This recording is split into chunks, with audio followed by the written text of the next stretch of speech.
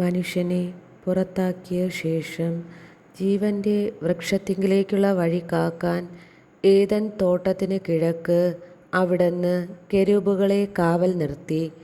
എല്ലാ വശത്തേക്കും കറങ്ങുന്നതും തീ ജ്വലിക്കുന്നതുമായ ഒരു വാളും അവിടുന്ന് സ്ഥാപിച്ചു. കായേലിനും ആബേലും. ആദം തൻ്റെ ഭാര്യയായ ഹവ്വയോട് ചേർന്നു. അവൾ ഗർഭം ധരിച്ച് കായേലിനെ പ്രസവിച്ചു. അവൾ പറഞ്ഞു, കർത്താവ് കടാക്ഷിച്ച് എനിക്ക് പുത്രനെ ലഭിച്ചിരിക്കുന്നു. പിന്നീട് അവൾ കായേലിൻ്റെ സഹോദരൻ ആബേലിനെ പ്രസവിച്ചു. ആബേൽ ആട്ടിടയനും കായേൽ കൃഷിക്കാരനുമായിരുന്നു. ഒരിക്കൽ കായേൽ തൻ്റെ വിളവിൽ ഒരു ഭാഗം കർത്താവിന് കാഴ്ച സമർപ്പിച്ചു. ആബേൽ തൻ്റെ ആട്ടിൻകൂട്ടത്തിലെ കടിഞ്ഞൂൽ കുഞ്ഞുങ്ങളെ എടുത്ത് അവയുടെ കൊഴുപ്പുള്ള ഭാഗങ്ങൾ അവിടത്തേക്ക് കാഴ്ചവെച്ചു. ആബേലിലും അവൻ്റെ കാഴ്ച വസ്തുക്കളിലും അവിടുന്ന് പ്രസാദിച്ചു. എന്നാൽ കായീനിലും അവൻ്റെ കാഴ്ച വസ്തുക്കളിലും അവിടുന്ന് പ്രസാദിച്ചില്ല. ഇത് കായേനെ അത്യധികം കോപിപ്പിച്ചു. അവൻ്റെ മുഖം കറുത്തു. കർത്താവ് കായേനോട് ചോദിച്ചു, നീ കോപിച്ചിരിക്കുന്നതെന്തുകൊണ്ട്? നിന്റെ മുഖം വാടിയിരിക്കുന്നതെന്തുകൊണ്ട്? ഉചിതമായി പ്രവർത്തിച്ചാൽ നീയും സ്വീകാര്യനാവുകയില്ലേ? നല്ലതു ചെയ്യുന്നില്ലെങ്കിൽ പാപം വാതിൽക്കൽ തന്നെ പതിയിരിപ്പുണ്ടെന്ന് ഓർക്കണം. അതു നിന്നിൽ താൽപ്പര്യം വച്ചിരിക്കുന്നു. നീ അതിനെ കീഴടക്കണം. ഒരു ദിവസം കായേൽ തൻ്റെ സഹോദരൻ ആബേലിനോട് പറഞ്ഞു, നമുക്ക് വയലിലേക്ക് പോകാം. അവർ വയലിലായിരിക്കെ കായേൽ ആബേലിനോട് കയർത്ത് അവനെ കൊന്നു.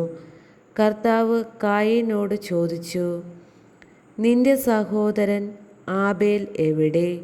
അവൻ പറഞ്ഞു, എനിക്കറിഞ്ഞുകൂടാ. സഹോദരൻ്റെ കാവൽക്കാരനാണോ ഞാൻ? എന്നാൽ കർത്താവ് പറഞ്ഞു, നീ എന്താണ് ചെയ്തത്? നിന്റെ സഹോദരൻ്റെ രക്തം മണ്ണിൽ നിന്ന് എന്നെ വിളിച്ചു കരയുന്നു.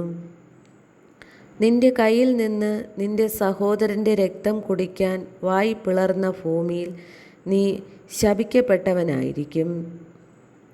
കൃഷി ചെയ്യുമ്പോൾ മണ്ണു നിനക്ക് ഫലം തരുകയില്ല. നീ ഭൂമിയിൽ അലഞ്ഞു തിരിയുന്നവനായിരിക്കും. കായേൽ കർത്താവിനോട് പറഞ്ഞു, എനിക്ക് വഹിക്കാവുന്നതിലും വലുതാണ് ഈ ശിക്ഷ. ഇന്ന് അവിടുന്ന് എന്നെ ഈ സ്ഥലത്ത് നിന്ന് ആട്ടിപ്പായിച്ചിരിക്കുന്നു. അവിടുത്തെ സന്നിധിയിൽ നിന്ന് ഞാൻ ഒളിച്ചു നടക്കണം. ഞാൻ ഭൂമിയിൽ ഉഴയുന്നവനായിരിക്കും. കാണുന്നവരെല്ലാം എന്നെ കൊല്ലാൻ നോക്കും. കർത്താവ് പറഞ്ഞു, ഒരിക്കലുമില്ല. കായേലിനെ കൊല്ലുന്നവൻ്റെ മേൽ 7 ഇരട്ടിയായി ഞാൻ പ്രതികാരം ചെയ്യും. ആരും കായേനെ കൊല്ലാതിരിക്കാൻ കർത്താവ് അവൻ്റെ മേൽ ഒരു അടയാളം പതിച്ചു. കായേൻ കർത്താവിൻ്റെ സന്നിധി വിട്ട് ഏദന് കിഴക്ക് നോദു ദേശത്ത് വാസമുറപ്പിച്ചു. കായേൻ്റെ സന്താന പരമ്പര. കായേൻ തൻ്റെ ഭാര്യയുമായി ചേർന്നു. അവൾ ഗർഭം ധരിച്ച് ഹെനോക്കിനെ പ്രസവിച്ചു. കായേൻ ഒരു നഗരം പണിതു. തൻ്റെ പുത്രനായ ഹെനോക്കിൻ്റെ പേര് അതിനു നൽകി.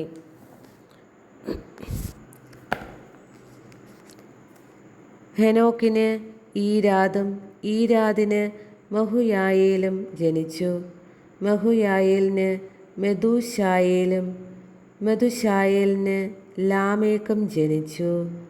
ലാമേക്കിന് 2 ഭാര്യമാരുണ്ടായിരുന്നു, ആദായും സില്ലായും. ആദായുടെ മകനായിരുന്നു യാബാൻ. കൂടാരവാസികളുടെയും അജപാലകരുടെയും പിതാവായിരുന്നു അവൻ. അവൻ്റെ സഹോദരൻ്റെ പേര് യൂബാൻ. കിന്നരവും വേണുവും വായിക്കുന്നവരുടെ പിതാവായിരുന്നു അവൻ. സില്ലായ്ക്കും ഒരു പുത്രനുണ്ടായി, തൂബൻ കയീൻ.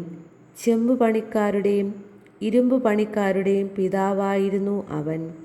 തൂബൽ കയീന് നാമ എന്നൊരു സഹോദരനുണ്ടായിരുന്നു. ലാമേക്ക് തൻ്റെ ഭാര്യയോട് പറഞ്ഞു, ആദായി, സില്ലായി, ഞാൻ പറയുന്നത് കേൾക്കുവിൻ. ലാമേക്കിൻ്റെ ഭാര്യമാരെ എനിക്ക് ചെവി തരുവിൻ. എന്നെ മുറിപ്പെടുത്തിയ ഒരുവനെയും എന്നെ അടിച്ച ഒരു ചെറുപ്പക്കാരനെയും ഞാൻ കൊന്നുകളഞ്ഞു. കായേലിൻ്റെ പ്രതികാരം 7 ഇരട്ടിയെങ്കിൽ ലാമേക്കിൻ്റേത് 77 ഇരട്ടിയായിരിക്കും. ആദം വീണ്ടും തൻ്റെ ഭാര്യയോട് ചേർന്നു. അവൾ ഒരു പുത്രനെ പ്രസവിച്ചു. സേത്ത് എന്ന് അവന് പേരിട്ടു. കാരണം കായീൻ കൊന്ന ആബേലിനു പകരം എനിക്ക് ദൈവം തന്നതാണ് അവൻ എന്ന് അവൾ പറഞ്ഞു. സേത്തിനും ഒരു പുത്രൻ ജനിച്ചു. സേത്ത് അവനെ എനോഷ് എന്ന് വിളിച്ചു. അക്കാലത്ത് മനുഷ്യർ കർത്താവിൻ്റെ നാമം വിളിച്ചപേക്ഷിക്കാൻ തുടങ്ങി.